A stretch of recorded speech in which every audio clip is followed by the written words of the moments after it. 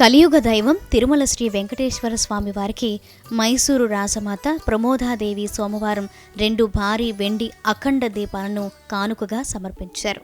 సుమారు 3 శతాబ్దాల క్రితం అప్పటి మైసూరు మహారాజు శ్రీవారి ఆలయానికి ఇలాంటి అఖండ దీపాలను విరాళంగా అందించిన చారిత్రక నేపథ్యం ఉండటం విశేషం.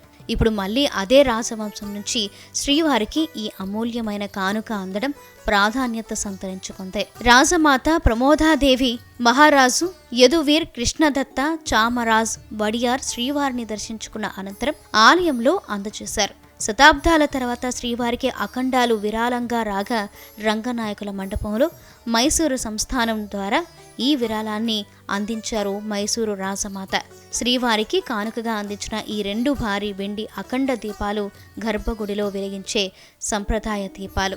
సుమారు 300 ఏళ్ల క్రితం అప్పటి మైసూరు మహారాజు ఇలాంటి దీపాలను ఆలయానికి విరాళంగా అందించినట్లు చరిత్ర చెబుతుంది.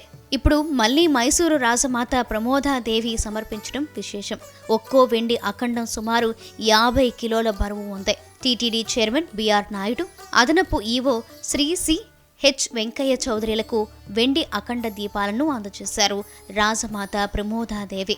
శతాబ్దాల తర్వాత మైసూరు రాజవంశం నుంచి మళ్లీ అఖండ దీపాలు శ్రీవారి సన్నిధికి చేరడం భక్తులలో ఆనందోత్సవాలను నింపింది.